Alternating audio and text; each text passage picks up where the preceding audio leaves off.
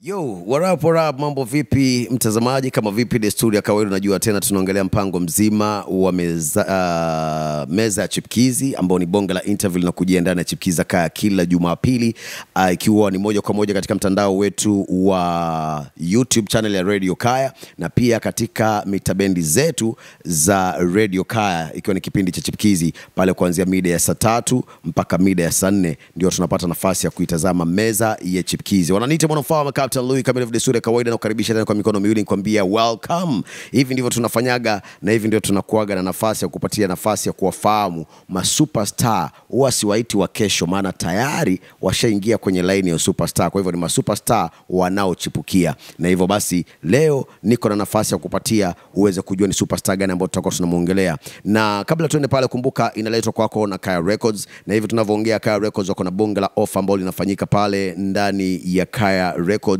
Unapata nafasi ya kurekodi audio yako na shilingi 3500 peke yake, na hapo unapata nafasi unaweza kuoneshwa jinsi ya kuandika mistari, unaweza kuwa directed na producer wetu ambaye ni Young 001 ambaye ni producer amebobea katika uproducer. Kwa hivyo anakupatia nafasi ya kujua jinsi ya kuandika. Kama ulikuwa na tatizo kwenye kuandika, anakuelekeza kwenye swala la vocals vizuri, anaweza kufanyia training ya vocals, anaweza kufanyia kuna team iko pale itakusaidia kuweza kujua jinsi ya kujimarket, jinsi ya kujibrand na jinsi ya kuweza kusukuma muziki wako na vipi unaweza kupata mapato kutoka kwa muziki wako. Na hivyo basi usiwe na wasiwasi, ukiwa ndani ya mpango mzima wa Kaya Records unajipatia fursa nzuri ya kugrow. Alafu kuna pia bonge la offer la video ambapo unapata nafasi ya kuweza kushoot video kama wewe ni Chipkizi, video ambayo ni ya shilingi 10,000 peke yake. Bwana, haifanyiki pale pengine. A quality video. Na kama unataka kuona mfano, ingia pale katika Kaya Records YouTube channel, angalia video ya Nana ambaye ni msanii Chipkizi aliyesainiwa pale, ama ambaye amesainiwa ndani ya Kaya Records. Ngoma inaitwa Love Again. Itazame ile video. I say tuko kamili gado, tunakusubiria wewe. Lakini tusiende mbali, ndani ya mpango mzima leo nimekwambia niko na mtoto mzuri mrembo ambaye ameamua kujitosa kwenye muziki kipindi kirefu. Ana story moja tai. Tunakumbuka last time tumeongea na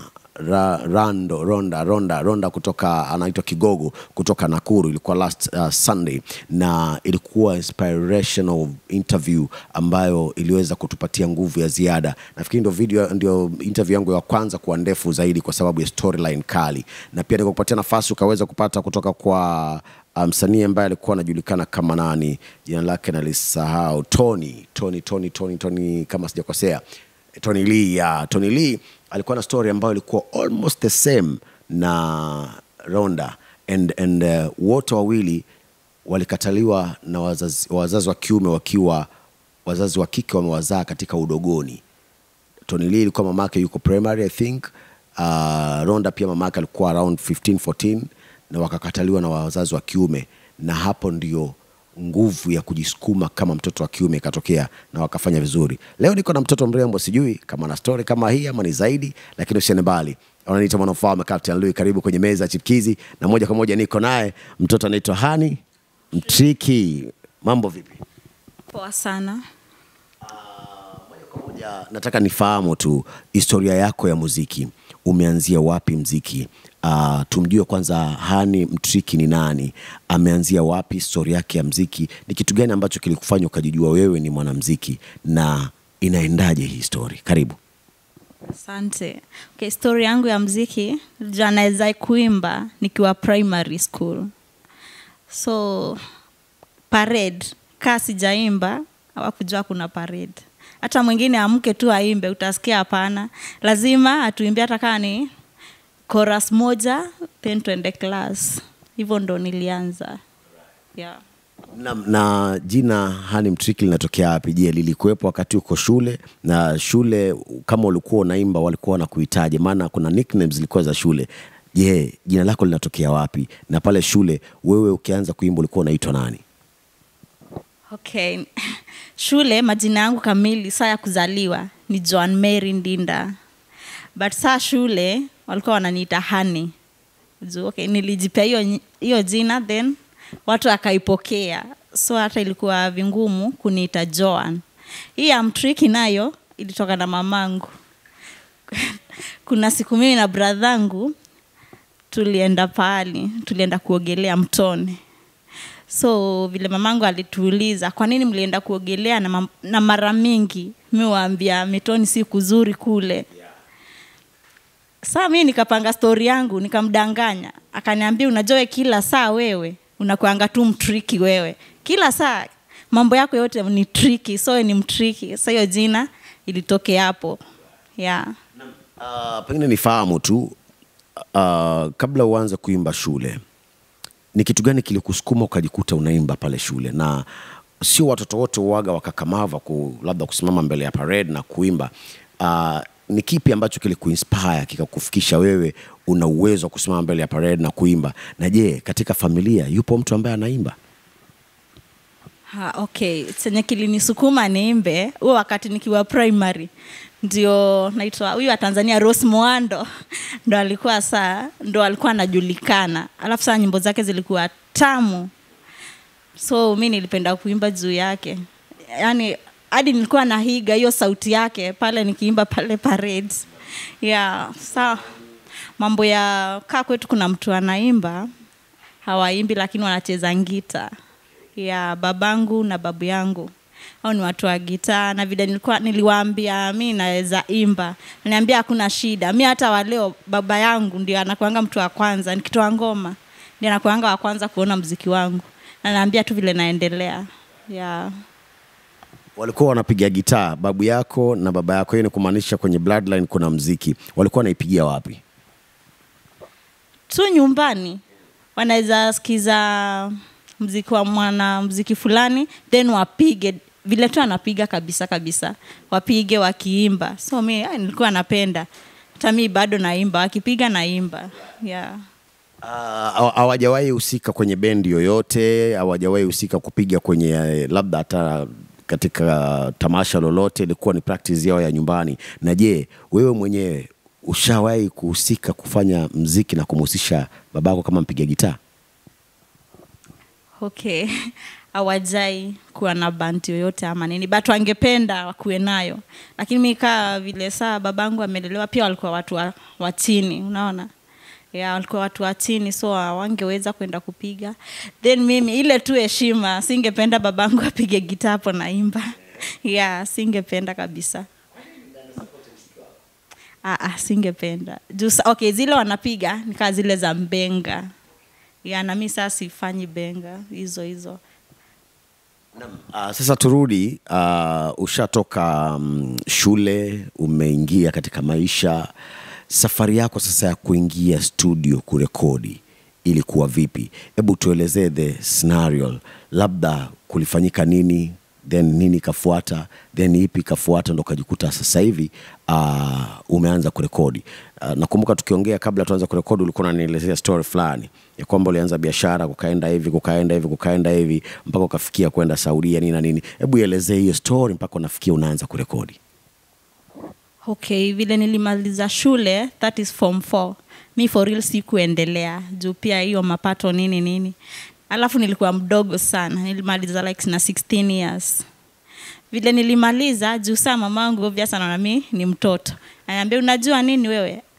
Hata hiyo town unasema Nairobi utaenda, hautaenda. Na mimi ndio kusema. So siku moja nikagoja mamangu akaenda kwaya.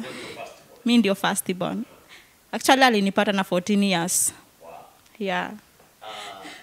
Hiyo ni story mtazamaji tutakuwa tunairudia katika awamu ya pili, ambao mara nyingi tunagusia live ya msanii ambao labda ilichangia kwa njia moja ama nyingine kuweza kufikia pale alipo. Kwa hivyo tutakuwa tunarudi tujue amezaliwa na mamake akiwa na 14 years, something happened, tutakuwa tunakizungumzia. Lakini kwanza tuendelee na hii safari ya muziki. So siku moja nikagoja akaenda kwaya ile masaa saa 9 hivi, si ni wa Catholic. Ana sauti nzuri kweli. Mimi nikangoja nikaona okay umeenda kwaya, na mimi ni mtu mkubwa, nimemaliza hadi form 4. Lazima nitoke huku, siwezi endelea kukaa nyumbani. Wakati huo mlikuwa mnakaa wapi? Pengine mlikuwa mko maeneo gani? Tulikuwa nyumbani, ile ni kwa babu yangu. Ni Machakos.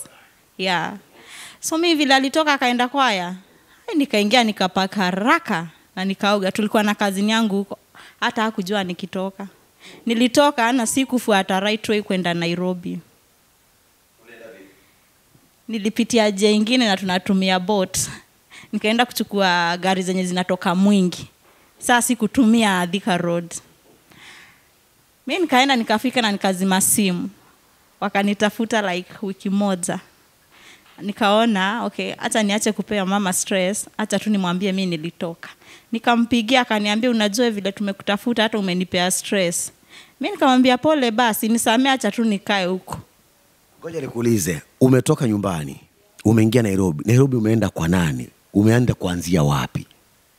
Okay, Nairobi nilienda kwa kazini yangu ambaye ni mama yake ni sister babangu.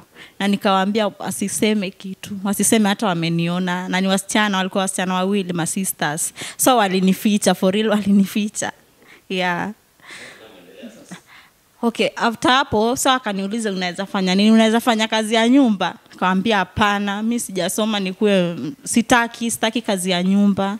So acha nitafute pesa nifanye biashara tu angalau kidogo tu, ita grow tu baadaye. Kaniambia na hizo pesa zenyewe utatafutaje, utapata wapi? By then ndio Tala loan ilikuwa imekuja. Nika apply wakanipea 7,000. Nikaenda town, nikabai sufuria seti 2. Kuna hiyo soko ilikuwa inaendwa jioni, place inaitwa Gashie. Nikawa namwaga hizo masufuria jioni, yani tu kwa barabara. Siku ya kwanza nikauza zote seti 2. So kesho yake vile nilienda na nikaongeza seti 1, zikawa seti 3. Hivyo ndio, yani ikawa tu inazana hivyo. Then kuna vijana wengine kawa 3 hivi. Nikienda kununua sufuria wanakuja wananiomba, wanaenda ili ya kuzunguka. Nawapea, nawaambia okay, kani faida mniwekee tu kwa kila sufuria 100. Hizo zingine zote zenye ziko juu hata mkiuza 2,000 mkipata juu 500 ni yenu. Hivyo sawa kanisaidia kugrow. Within 6 months nikafungua duka. Yeah. Sasa ikakuwa si sufuria tena pekee. Nauza like kila kitu, sahani, vikombe. Yeah, nikaendelea hivyo. Mwaka ikaisha. Labda nikuulize, kipindi hiki mama nyumbani anajua kinachoendelea ama amejua tu uko Nairobi na bas mambo imeishia pale, wewe unapiga biashara kivyako? Nilikuja nikamwambia vile nilianza. Kaniambia bora nijue Nairobi si kuzuri, ni take care. Yeah, na nikiuza nilikuwa na mtumia kitu. Yeah. Like ya chakula, by then sikuwa na mtoto. Na nilikuwa tu na bro mmoja mwenye alikuwa shule, sometimes na wasaidia kulipa fees, but yeye alishindwa akatokea form 2. Yeah. So vile mwaka iliisha, hiyo duka yangu ikawa inafanya poa, nimepata makastoma wengi kabisa. Wale najua siku fulani lazima nipate 500,000 juu kuna wamama wa chama. Nikaendelea, hiyo mwaka ikaisha. Hiyo ingine, okay, nikaona hapa fomu inajipa, naweza fungua duka ingine. Sasa nilikuwa naletwa mattress 2-3. Nikafungua saa duka aswa ya mattress tupu na duvet na pillow hizo. Tukaendelea tu poa. Kwa ile bahati tu nikakuja saa nikapata mimba. Ya nikajifungua nikiwa 21 years.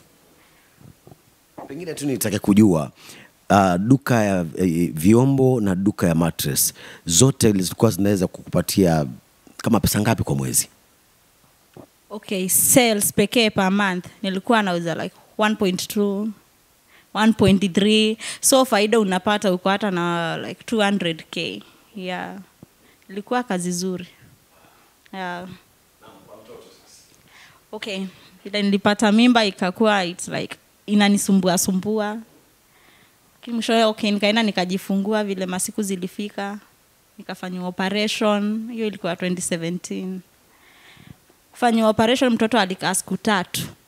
Nikaambiwa ni mgonjwa. Akaanza ile anakoa na achi na ameanza kutan macho na huku mikono na miguu ziko yellow. Nikaambiwa mtoto ako dehydrated. Sasa ikabidi alale ICU. Wakamweka like 1 month hivi na 2 weeks. Yeah. So hapo sikutaka usaidizi wowote, mtu anisaidie kulipa deni nini juu nilikuwa nao, nikasema tu hata acha tu nilipe. So nikalipa 1.8 na pia yangu ilikuwa pesa juu nilifanywa operation. Hivyo kitambo tutoke hospitali, mamangu ndio tulikuwa tumemwacha kwa duka. So yeye ndio chenye anauza. Unajua saa tuende imali tena. Akiuza anatuma hospitali. Sasa siku ana kadi yote yenye inaweza nisimamia hata kitanda. Nililipa cash. So anatuma kitambo nitoke huko, kazi imeenda chini, hata nimeanza kupoteza customer. Juu mtu anakuja kununua anapata hakuna kitu yenye anataka. Yeah. So ikakuwa inaniuma. Juu bado nilikuwa nataka kuimba na naona mambo imeanza kuharibika. Hata saa studio sitaenda. So kidogo nikaona hapa sitasaidika. Acha niuze hizo vitu vimebaki. Niende kunaitwa Moyale. Nikauza, nikanunua oven ya 120k ya kupika mikate, keki. Nikachukua brothangu tukaenda na yeye. So vile nilienda huko nikatafuta vijana 3. Ndio walikuwa wanazitengeneza wakipika, pia mimi nawasaidia. Tunapack, brothangu asubuhi yake anaenda kusupply. Huko vita nazo zikazidi vibaya sana. Ikarudi saa turudi huko. Bado nataka kuimba, nimeandika manyimbo, but nikitaka kwenda studio kitu tu inatokea. Nasema tukuna kesho. So vile tuliuza tulikuja Mombasa. Tukaenda Kongoya, nikaanzisha kuuza carpet na pillow. Nikaona bado niko na mahitaji yangu na saa niko na mtoto. Tumeongezeka, si vile nilikuwa peke yangu. Niko na mtoto, ana grow, anataka ingie shule. Nikaona saa sitaweza. Brothangu niko na yeye pia. Nikaona sitaweza. Nikatry sana, ndio nikaenda Saudi Arabia. Yeah. So ikabidi juu sana nilikuwa na brothangu nimemtuma nyumbani na nikamchukulia pikipiki ya loan. Juu sasa singependa nimwache hivyo. Yeah. So uko Saudi Arabia lakini unamsaidia kulipa pikipiki kama alikuwa anajilipia mwenyewe? Alikuwa anajilipia lakini saa vijana ni vijana. Niliacha akilipa tena kidogo ati ilikuwa inakuja kubebwa. Sijui hajalipa muda mgani. Inabidi tu natuma. Yeah, ilibidi hata baadaye nilichoka nikasema okay, wakitaka kubeba wabebe. Juu pikipiki per day ni 300 na anafanyanga hiyo, anafanya na anapata. Mbona alipi? Nilisema okay, acha iende. Ilienda. Juu mimi nilichoka. Nilimchukia tena nilimchukulia tena mimi ndio namlipia yote aje sasa. Na ana mtoto, ana bibi, ana mtoto. Pesa zinaenda wapi? So nilikasirika. But saa after kukasirika juu ni brothangu ile huruma tu. Niko Saudi Arabia, nikamtafutia connection, akapata job ya kampuni ya Nairobi sasa. Yenye yako hadi saa hii. Sasa umefanya haya mambo yote lakini malengo ni kuwa unataka kufanya muziki. Je, baada ya hii safari yote haujafanya muziki, ilianza wapi? Ilianza vipi? Uko Saudi Arabia sasa hivi. Okay, nilienda nikafanya kazi mwezi wa kwanza, wa pili, wa tatu nikapigia producer fulani alikuwa based yangu Nairobi. Nikamuuliza kama kuna njia yoyote naweza rekodi muziki kama siko Kenya. Akaniambia iko but haitakuwa quality. Hakunificha. Na mimi nikamwambia ni sawa, wewe tu utaniambia hata kama itakuwa quality, at least kitambo nirudi Kenya nitakuwa najulikana na watu kadhaa. Watakuwa na subscribe YouTube, wanasikiza hata wakiongea nini jua hawezi kosa kuongea. Hawezi mpaka tu atauliza ni nini hizi sasa. Niliona hata okay, bora tu ajue kuna msanii anakuja. Ndio akaniambia ninunue hizo tule tu nini earphone ya tule tudogo. Nikanunua. Nilikuwa na record na simu yangu. Wananitumia beat naimba na record then na waforwardia. Hivyo ndio tuliwork. Yeah. Ulifaulu kufanya ngoma ngapi ukiwa kule, na je hizi ngoma zipo YouTube? Pengine mtu akitaka kuzisikiza anaweza sikiza, kwa maana kuna mtu anafikiria ile bidii ambayo uko nayo mpaka una record na lapel ukiwa nje ni ishara kuonesha una matamanio ya kufaulu kimuziki. Je, hizo uliziweka kwa YouTube? Ziko? Na kama ziko mtu anaweza kuziangalia, anaweza kuzipata, na zilikuwa vipi? Yeah, hizo ngoma zipo kwa YouTube na zinaendelea vizuri, ziko na viewers, ziko tu sawa, ziko 3 zenye nilirekodi nikiwa huko. Yeah, ziko tu sawa. Kuna Pokea Simu. Nyingine ni gani? Kuna Ni Sherehe. Na kuna Utanipea. Yeah. Pokea Simu, Sherehe, Utanipea. Sherehe achana nao, tunaelewa watu wanapinganga sherehe kama kawaida. Pokea Simu, kulikuwa na mtu anakosa kupokea simu yako, was it based on real life yako ama ilikuwa tu ni utunzi? Alafu Utanipea ilikuwa pia ni real life ama ilikuwa ni utunzi tu, just imagination, umecome up na idea, ama ilikuwa kuna ukweli fulani ambao ulikuwa unaambatana nao ambao unahusu maisha yako? Okay, tuanze na Pokea Simu. Hiyo kuna tuseme mtu wangu hakuwa anataka niende huko, so vile nilienda ilimuma, ila hata nikimpigia simu ashiki, hata video call nini zote hataki, juu alikasirika, na hiyo pia ilifanya hata tukaachana juu ya hiyo. So vile nimerudi ndio anaanza kurudi. Kini nikamwambia okay, akimwagika ya zoleki. Yeah. Utanipea hiyo, it's like okay, ni song but it's like iko na comedy hivi. So hiyo ukisikiza okay, unaweza ipenda, ni content. Yeah. Jato alikuwa ananiuliza ni nini hiyo unapewa. Ni song nzuri na iko na beat poa. Yeah. Yeah, Hani Mtriki ameongelea kuhusu Pokea Simu, akaeleza kwamba ni pata live ambayo alikuwa ana express katika mziki. But hii nayo sherehe, tumesema ni sherehe, kila mtu anapiga sherehe.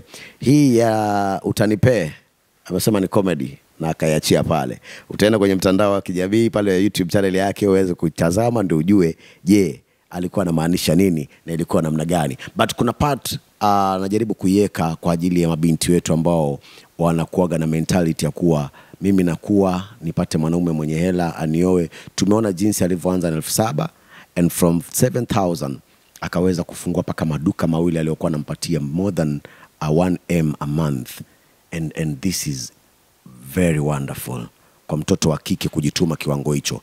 Safari yake ya Kongowea haikuwa rahisi. Nataka nirudishe hii mic kwake aniambie alikuwa anafanyaje kazi ya Kongowea, cause tukiwa behind the mic ama tukiwa tuko live ameeleza vile alikuwa akizunguka, and I'm like wow, mtoto mzuri kama wanazunguka alafu wanaume mlikuwa mnapitaji jamani. Hebu atuambie historia ya Kongowea ulikuwa unaifanya vipi? Okay, historia ya Kongowea nilikuwa pale sokoni, customers si wengi. So sokoni mara mingi nilikuwa naenda wakati wa jioni. Asubuhi nilikuwa naamka nafunga carpet ka 4 ama 5, pillow ka 6, then nilikuwa nazunguka. Kuzunguka nilikuwa nazunguka like the whole day, kama saa 8 nikizunguka. Na hakuna kupanda gari, juu saa hiyo kuzunguka ndio kuuza, inabidi niingie kila ploti. Yeah, wengine yani wanakupuuza, lakini na wewe sasa itabidi tu nini, yani uanze kuwabembeleza, nunua tu ni kitu mzuri. Hata kutoka Kongowea tu Mtongwe, hiyo hata ni kuzunguka. Saa zingine naenda ruti ya Bamburi na mguu hadi karibu nitoke huko Kilifi huko mguu. Nilikuwa naenda hadi Mtwapa na hakuna kupanda gari. Yeah. Na ujue si yoyote anataka kununua mpaka umapproach, nunua iko mzuri iko. Yeah, yani ile sweet talk, kuna ile ulimi ya biashara.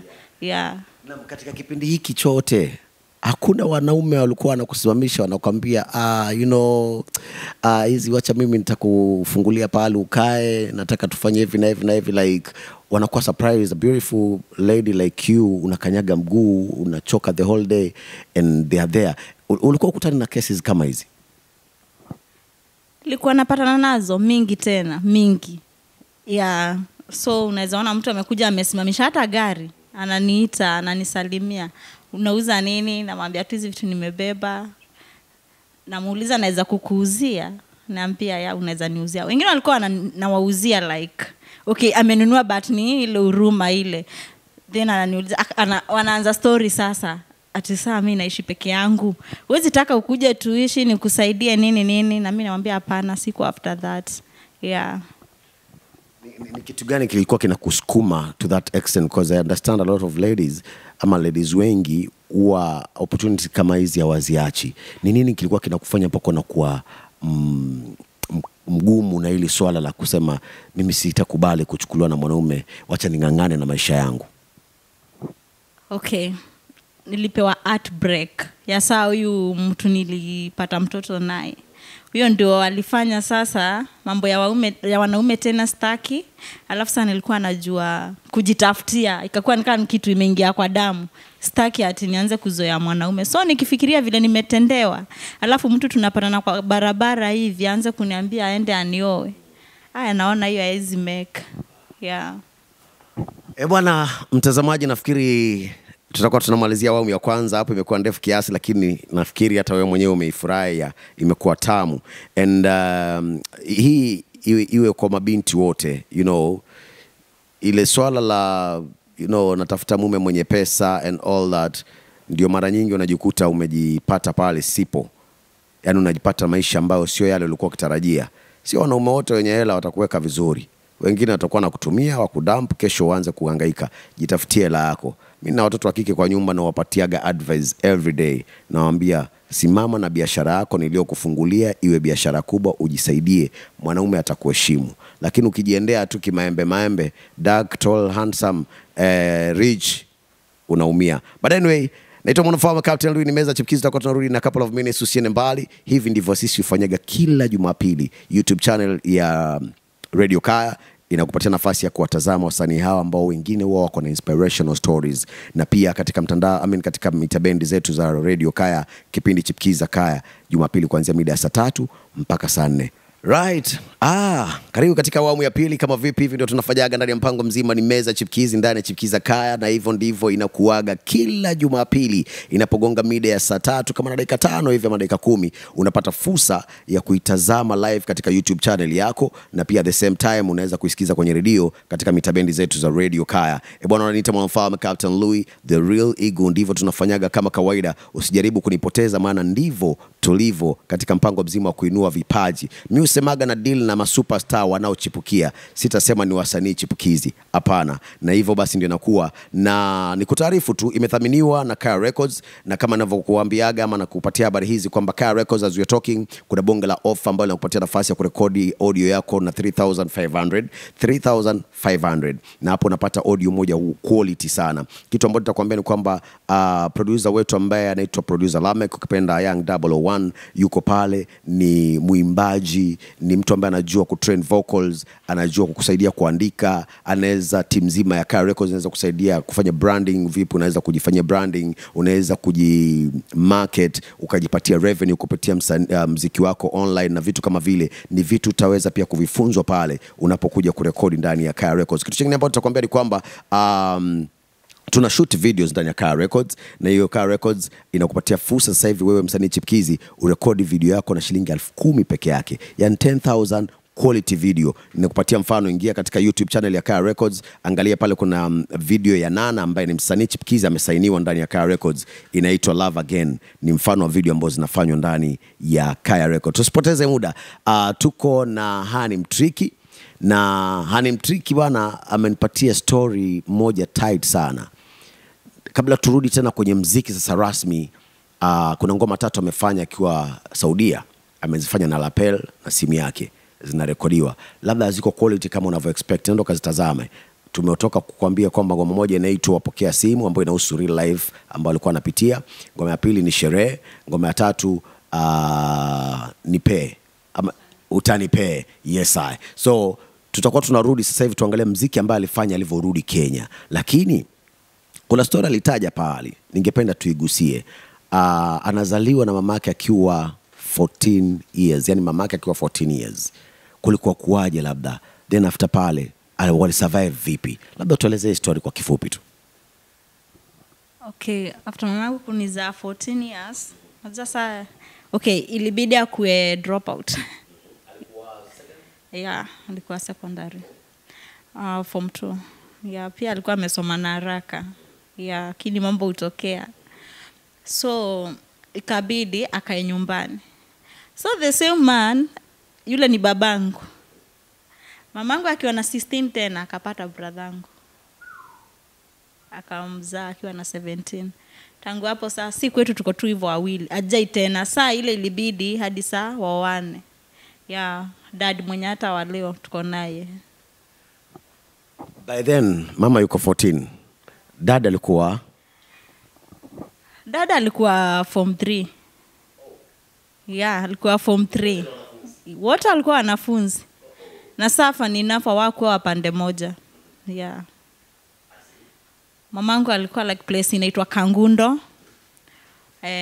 Babangu alikuwa Kiazabe. So ni ile walimit. Nizi tu nini? Walikuwa na mituma shule hizo sports nini. But sasa alikuwa anamjua juu aunti ya mamangu. Walikuwa maneighbor kule kwa babangu. So alikuwa anaenda huko. Dada alitoboa kumaliza form 4 ama naye pia alidrop out kwa sababu mama imebidi waanze kutafuta maisha? Obvious, wanaume were favored. Alimaliza. Alitoboa. But saa life iwezi kuwa the same. Ni watu wadogo wameoana. Tunaona saa itakuwa ni ile tu kuaso at least. Mimi nafikiri kwa hiyo upande hiyo nafikiri tumekamilisha storyline yake ya live, wonderful. Nimeipenda, very inspiring. Turudi katika mziki. Baada umetoka Saudia, ulirudi Kenya, ilikuwa ni wakati gani? Na je, uliingia studio kwa mara ya kwanza wakati gani? Okay, nilirudi Kenya 2023. Ilikuwa mwezi wa 7. Na hiyo saa ndio niliingia studio sasa. Nikakuwa saa ni first time kuingia studio kurecord ngoma. Kwanza vile nilifika hivi niliimbia. Sijui kama mlikuwa unajua huyu mama wa TikTok alikuwa anaitwa Nyako. Nilimwimbia song juu alikuwa anakuja kufungua foundation fulani ya kusaidia watoto Kenya kutoka Germany. Saa hiyo ndio ngoma ya kwanza niliimba from studio. Saa zikafuatana hapo. Saa hii niko na ngoma kama 14. Kuanzia hiyo mwezi wa 7 hadi wa leo. Na pengine nijue tu ngoma 17, video ambazo umeshoot labda ni video ngapi ambazo tunaweza kuzipata? Na hizi ngoma 17 zote ziko YouTube? 14. Video ni ngapi na kama ngoma hizi zote zinapatikana YouTube? Okay, niko na video kama sikienda sana 6. But pia si ile quality juu ni kitu naanza. But siku moja naona nitafika mahali. But ngoma zenyewe audio ukisikiza ziko sawa kabisa. Tutakuwa tunarudi kwenye mziki. Ningependa kujua katika mziki labda ngoma zako ni ngoma gani uliipenda zaidi, ni ngoma gani imefanya vizuri zaidi. Tutakuwa tunarudi hapo, lakini mara ya kwanza mimi nikikujua nilikujua kama DJ Honey. Hebu tueleze historia yako ya DJ inaanzia wapi, na je bado unafanya DJ, na kama ulifanya DJ ulifanya wapi na wapi na wapi, na je unaendelea ama uliachana na DJ? Okay, vile nilitoka Saudi nilikuwa na juu sasa kumalizia contract. Nilikuwa na pesa but saa haikuwa pesa mingi vile. Ilibidi nifungulie mamangu kazi. Mimi niache hivyo juu tu yeye ndio ako na mtoto wangu. Nikasema mimi bado si mzee, so nitaso kivyangu juu mamangu ndiye ako na mtoto. Cha kwanza au ni wasort, nibaki mimi. So vile nilimfungulia nikabaki na pesa tu kidogo. Nikasema acha niende Mombasa. Vile nilikuja Mombasa nilikaa siku 2-3 nikatafuta DJ. Akanifunza, nikamlipa chenye nilimlipa. So naye Mungu halali. Vile nilimaliza nikaenda restaurant fulani inaitwa Lagusta huko Diani Beach. Nikaenda, huyo msee akaniuliza na wewe unafanyanga kazi gani? Nikamwambia okay, mimi naimbanga na the same time nimejifunza DJ. Akaniambia na sinaweza kukuajiri, wewe unasaidiana na huyo DJ yako hapa. So nilikaa hapo mwaka na miezi 2 nikiwa DJ Lagusta. But saa ikakuwa huyo DJ plus music aziendani sana. So kwa music siko sana. So ikaamua kwanza niachane na DJ, kwanza ni focus na music. But DJ nikipata wanga nafanya. Na Hivyo inamaanisha ulipotoka Mombasa ulienda Nairobi tena. Na je, au kufanya DJ kabisa kule, uliamua kufanya muziki peke yake? Vile nimesema, vile nilitoka Saudi ndio niliamua kuwa DJ sasa. Yeah. Nikafanya sai Okay. Baada ya kuacha DJ, bado ulibaki Mombasa ama ulirudi Nairobi? Baada ya kuacha nilirudi Nairobi. Nairobi nayo okay, Nairobi ni mji mkubwa ule, lakini kuna wasanii wengi. Nilikuwa napata show but zile tu sijui madhara udogo ama tunaweza ziita nini. Wasanii kule ni wengi. Unaenda una perform lakini unapewa hata pesa hizi saidia vile. Ikabidi sasa nirudi tena Mombasa. Turudi kwenye muziki. Ngoma zako zote ni ngoma gani ambayo labda wewe unaipenda zaidi, ama ni ipi ambayo imefanya vizuri zaidi, na pengine unahisi kwa nini ilifanya vizuri zaidi? Okay, kwa upande wa ngoma gani naipenda, mimi napenda ngoma zangu zote. Nazipenda zote. Kuna yenye imefanya vizuri zaidi. I think zote zinafanya vizuri. Juu unaweza pata kama ni 2K viewers, zote ziko hapo hivyo 2.1, 2.3, yani zote tu ziko poa. Lakini hiyo Pokea Simu naipenda sana. Kuna hii nimetoa juzi inaitwa Msupa. Pia naipenda, iko poa. Hata ukisikiza iko tu sawa, yani ina vibe. Msupa unaongelea nini? Like okay, Msupa ni like ni jamaa nimefanya collabo na producer wangu. So it's like okay, jamaa ulienda kwake then anataka kukuona tena. Then unamuuliza mbona nilikujanga tu mara moja, kwa nini tena wataka kuniona tena? Naenda hivyo. Juu inaenda nimekuja one night stand, so why unataka tujuane? Alright. Nataka turudi katika mambo ya branding. Nikiangalia, nikifollow up pictures zako, the way you dress, the way unajiweka, umejibrand vizuri. Kuna mtu anakubrand ama ni wewe mwenyewe unajibrand? Na pia katika muziki unajisimamia mwenyewe bado ama kuna mtu anakusupport kusimamia muziki? Okay, mimi ujibrand tu mwenyewe kabisa. Ile tu watu wananipea ile siku moja tu utafika, tunaona unaendelea poa nini. So mimi muziki wangu vile tu nilianza peke yangu ndio hata sasa niko peke yangu. Wishing siku moja maybe nitapata mtu anisupport. Ama watu anisign. But for now mimi ndo najifanyia muziki wangu. Nataka uniruhusu kidogo ni kukague kidogo.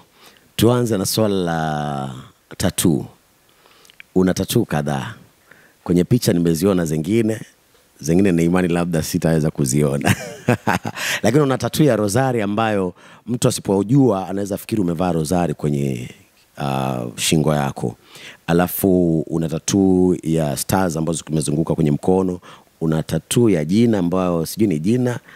Una tattoo ya inaitwaje, jani na spider. Hebu ziongelee hizi tattoo moja baada ya nyingine.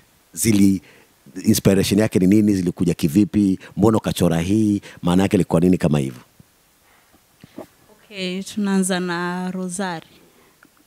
Nikiwa Saudi, mimi kutoka Kenya kwenda Saudi, nimekuambia mimi ni Mcatholic. So unajua Saudi, yani mnakaa tu ni imani. So nilikuwa navaa rosari sana, sikuwa naivua tangu nitoke Kenya.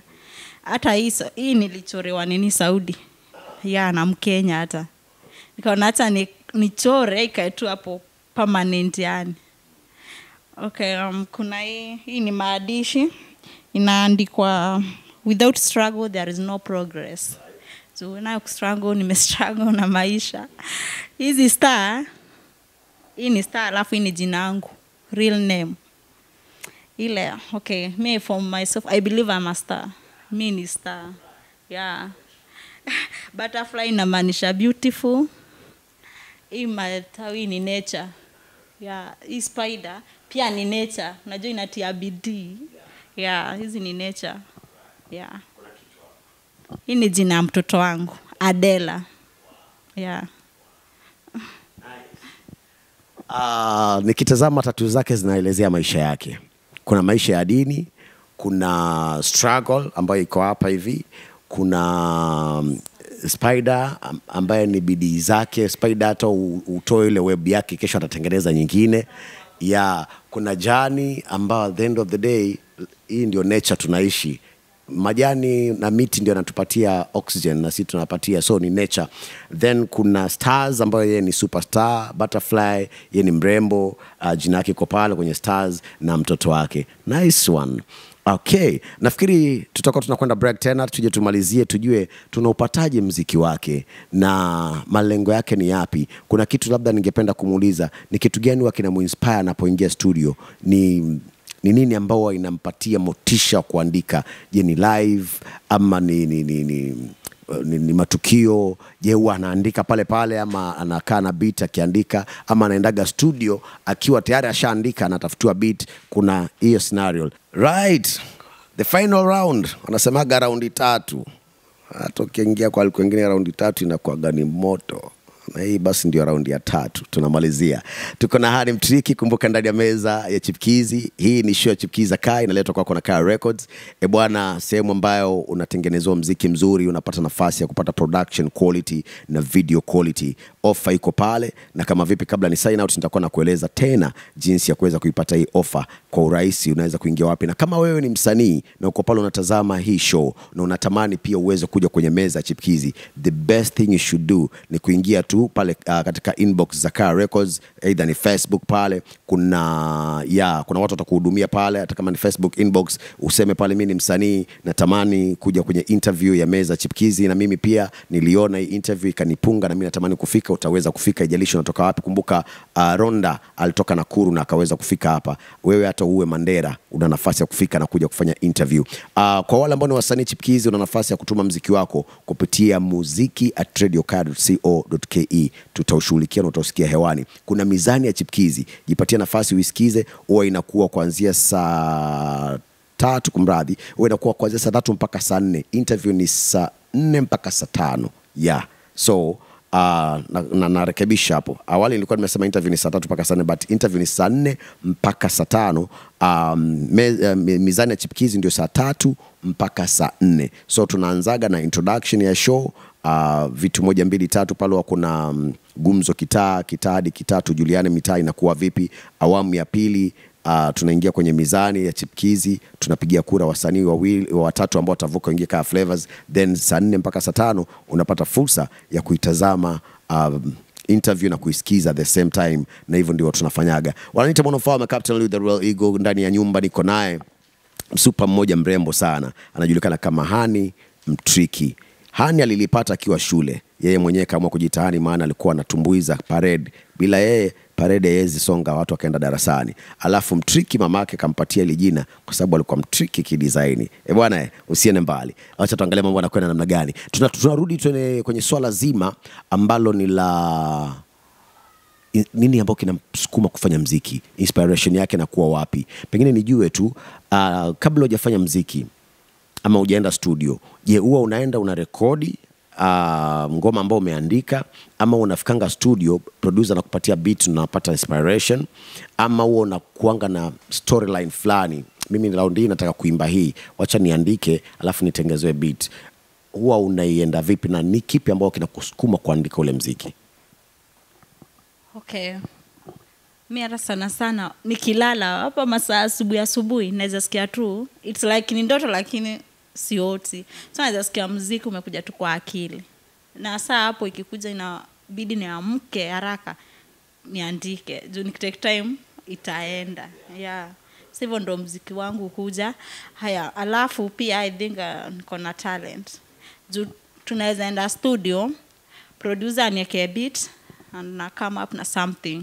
Na hapo naandika ngoma. Yaani naimba bila hata kuandika ngoma mzima kabisa.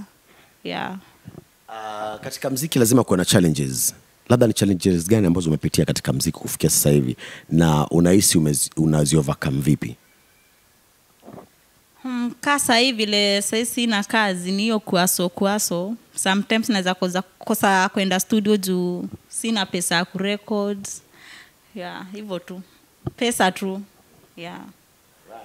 Na una mpango pengine wa vile umerudi Mombasa sasa hivi, labda una mpango wa kupata kazi ambayo labda itakusaidia kusukuma muziki, ama plan ni gani? Wanasemaga vijana Gen Z, form ni gani? Okay, bio nikirudi Mombasa for real na kuanga na form mingi za muziki, hizo shows na at least wanalipa kuliko hiyo Nairobi. Nairobi wasanii vile nimesema ni wengi. So huku and I think mimi ndo muziki mwanamke na kuanga najikaza. Unapata tunaenda mashow na kuanga nangangana tunao wanaume. Yeah. So hizo show hata kama mtu ako na show aniitie, hata kama birthday niko na song birthday pale. Yeah. Talking of watoto wa kike Pwani, wamekuwa mara nyingi tunaona msanii anainuka after short while boom anaanguka kwa sababu labda ya mahusiano, kwa sababu ameolewa na jamaa na wivu hataki afanye muziki, kwa sababu pengine aliyekuwa anamsaidia ni producer, wameishia kuwa kwenye mapenzi, ameenda ku lose, pengine amepata mtoto, ametoka kwenye game. Ni na wasanii kadhaa sitawataja majina, lakini most of artists wa Pwani wamekuwa na hiyo shida. Unakuta msanii ameshikiliwa na producer ama ameshikiliwa na promoter, but at the end of the day kumbe wana mahusiano na ama wanaishia kuingia kwenye mahusiano na ina ruin ile talanta yake ama career yake. Wewe umerudi Pwani na kuna hiyo culture, unahisi utasurvive? Unahisi utaweza kutoboa uwe one of few artists wa kike ambao wameweza kutoboa kwenye game, na regardless of zile changamoto zimepitishwa ama watoto wa kike wasanii wamepitia hapa Pwani? Okay. Mimi naona nitatoboa, lazima nitoboe. Jua utanipata mimi ni msanii, ukiwa tu umenipenda, uniambie niache kazi yangu yenye nafanya. Tena ni talent na mimi napenda muziki na ni kitu nimeaso kitambo, hata nipate hiyo kurecord song moja hivi. Struggle sana. So mimi lazima ni survive. Mimi kama unipende nikiwa hivyo msanii, basi usinipende. Hivyo tu. Wewe nipende na ukubali kazi yangu. Bora heshima. Nijue mimi ni mtu wa watu. So nafanya mambo nikijua mimi ni mtu wa watu. Kuna ile mipaka siwezi pita. Yeah. Hivi tunavyoongea kuna mtu amekutazama alafu anafikiria kwa nini simuite akuwe DJ? Ukipewa nafasi utarudi kwa DJ? Yeah, nikipata nafasi nitarudi. Yeah. Your time tutalimit lakini. Yeah. Nataka kujua muziki wako unapatikana wapi na wapi? Alafu pia nitakuwa nataka kujua sasa hivi akitokea mtu anahitaji kukusign, labda kitu ambacho unaweza sema hiki nitasign lakini hiki sitaki kiguswe, ama sitaki, yani there is a condition that haitakuweza kuavoidika, ni condition gani? Swali la kwanza, muziki wako unapatikana wapi na wapi, tunaweza kupata katika maeneo gani na gani? Alafu pia leo ametokea mtu anataka kukusign ama management anataka kukusign, ni kipengele gani ama ni clause gani ambao una feel kwamba hii ni untouchable, kuna hiki unaweza ni sign lakini hii anga usiguse, inafaa ibaki vile ilivyo?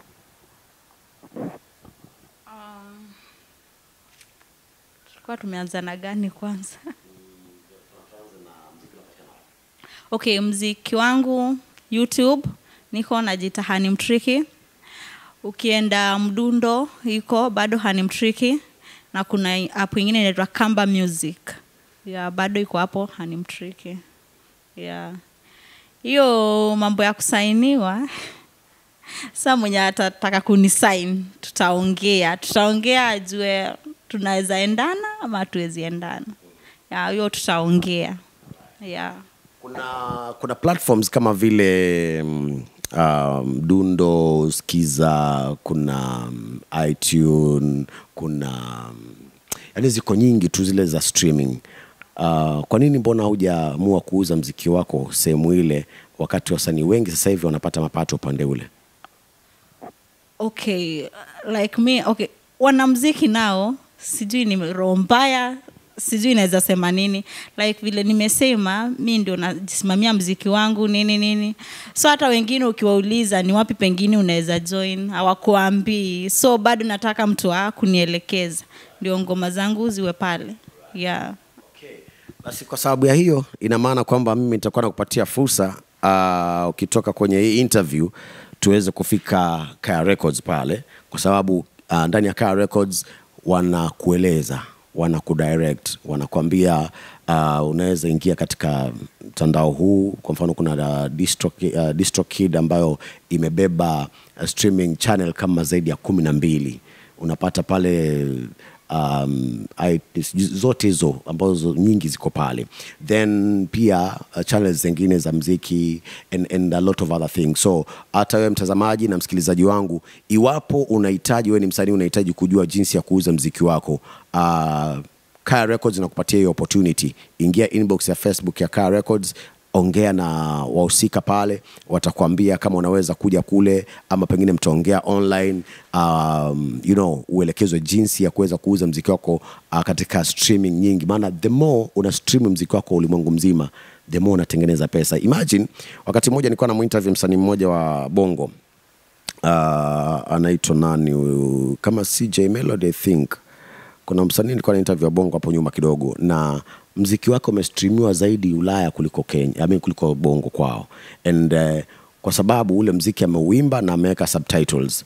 Kwa hivyo mzungu amependa tune na ana understand storyline, ana download. So ni vizuri kupata nafasi ya kusukuma muziki kule. Niko na maswali matatu ya kumalizia. Haya ni quick questions. Na moja linahusu life, moja linahusu Bongo, na moja linahusu muziki. Sijui ningependa tuanze na wapi? Alright, tuanze na life. Kulingana na storyline yako, umekuwa betrayed, umepitia a lot of challenges. Kwa sasa hivi una mchumba? Kwa sasa hivi siwezi sema kuna ninayompenda, sina. For real sina. Bado nasukuma maisha yangu peke yangu. Sina. Na wala huna mpango wa kuwa naye karibuni? Najua sawa, wanaume wote washafanana. Lakini ukipata mtu amejitolea, okay, mnaweza endelea, lakini bado naogopa. Alright, swali la pili. Umepewa nafasi ya kupata hela, na imetokea nafasi kwamba muziki unakutengenezea hela. Umeambiwa chagua mtoto wako na muziki, ni upi ungeweza kumwacha? Mtoto wangu naye ni mtoto wangu, hiyo siwezi acha. Muziki naweza. Mtoto wangu hapana. Mtoto wangu ni mtoto wangu for real.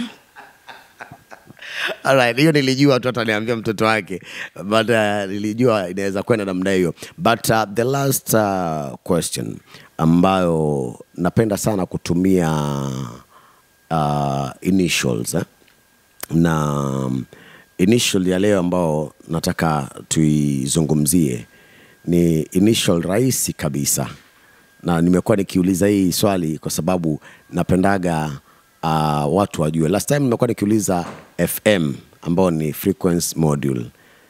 Leo nataka niulize AM ambao ni ya kwenye redio. Wajua kuna AM ambayo, ama waweza niambia zote, kuna AM ya time na kuna AM ya redio.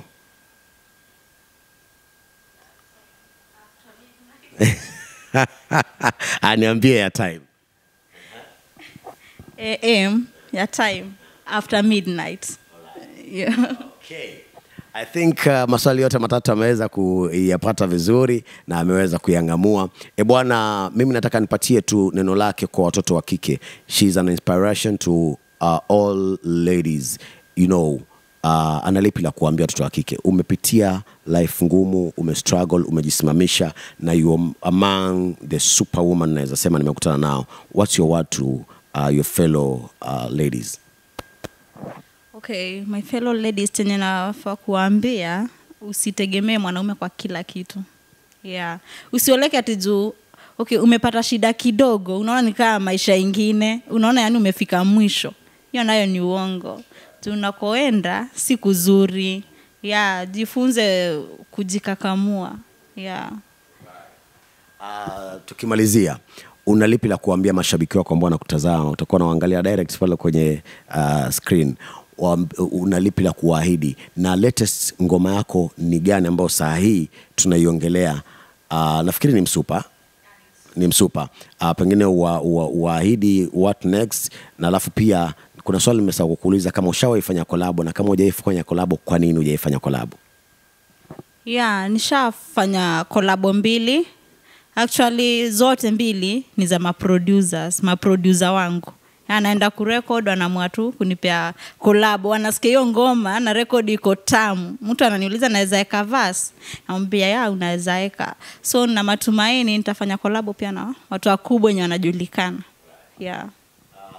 Your advice pengine unawaambiaje mashabiki wako, alafu pia uiongelee ngoma yako mpya? Umeigusia pale tulipokuwa tukiongea, ukaelezea jinsi story yake line inavyokwenda, lakini sasa hivi shabiki unamwambiaje kuhusu ngoma, maana anafaa kwenda kuiangalia, subscribe, na unamwahidi nini after hiyo ngoma?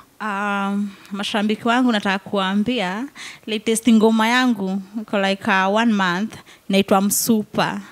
So Msupa ni story na ulienda ukamit jamaa siku moja, then anataka urudi. Ni story poa. So tunajibizana hapo, kwa nini anataka nirudi, nini ilimfurahisha kwangu. Yeah, then ngoma zenye inakuja itakuwa more perfect. Mtaipenda. Najua mtaipenda. Yeah.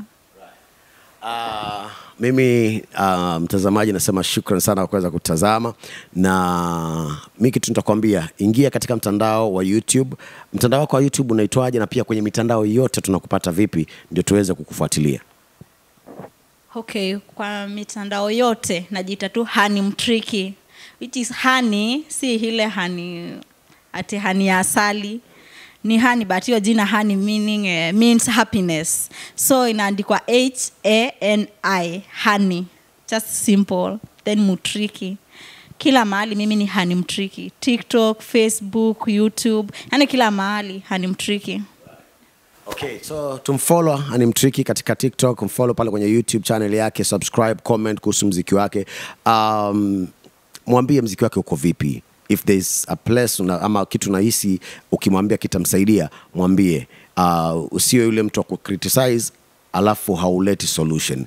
Mimi upenda mtu kiniambia, Louis, hapa uko sawa, lakini ungefanya hivi na hivi na hivi ungekuwa sawa zaidi, inakuwa umenijenga. So tuingie YouTube pale, tutazame muziki wake, tuingie kwenye TikTok, ingia Facebook, ongea naye, umemuona, you think you have something that you can offer, ya kumpatia nafasi ya kukua katika career yake ya muziki na labda DJ, usikawie, fanya hivyo na utakuwa unafanya jambo la busara. Bwana, naitwa Chipkizi Zakaya, Meza Chipkizi, ndio interview ambao unaitazama, na nasema shukrani sana kuitazama. Kumbuka offer inaendelea ndani ya Kaya Records, ambao ndio wadhamini wakubwa kipindi cha Chipkizi Zakaya, kipindi ambao kinakujia kila saa 2, kila Jumapili saa 2 hadi saa 6 usiku. Saa 2 mpaka saa 3 huwa unapata fursa ya kupata nafasi ya kusabaiana na shabiki pale, inaitwa Kitadi Kitaa. Alafu pia unapata Gumzo Kitaa, tunaongelea kuhusu issue ambayo inahusiana na wasanii Chipkizi.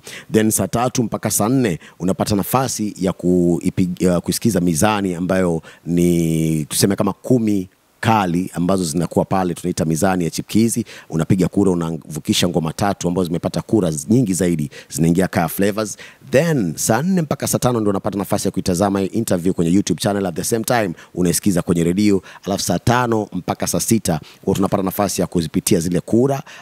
Kuna ya leo kali ambao unapata story moja kali sana ambao huwezi ikosa. Na je, bado upo, ambao ni time ya kuwasiliana na wale ambao wako nasi paka mwisho. Bwana, hivyo ndio tunafanyaga kila wakati. Kumbuka Kaya Records wamekupatia offer pale shilingi 3500 kwa kila audio, quality audio. Unapata nafasi ya kufunzwa mengi, unaweza kusaidiwa kuandika muziki, kutengeneza vocals zako, branding, jinsi ya kuuza muziki. Tukitoka hapa na Honey Mtriki tunaenda Kaya Records akajue ni jinsi gani atausambaza muziki wake kwenye streaming platforms wengine ili aendelee kuingiza pesa nyingi zaidi na imsaidie pia kurekodi mziki na kufanya mziki mkubwa zaidi. Na hivyo ndio pia wewe nakupatia nafasi ufanye hivyo. Ingia pale katika Facebook ya Kaya Records, ingia inbox, wasiliana na team nzima ya Kaya Records, itakusaidia. Kumbuka pia tuna shoot video na shilingi 10,000 kwa wale wasanii chipkizi. Na insist wasanii chipkizi. Kwa hivyo wana offer ya shilingi 10,000, unapata quality video. Ingia YouTube channel ya Kaya Records, angalia video ya msanii wetu ambaye amesainiwa pale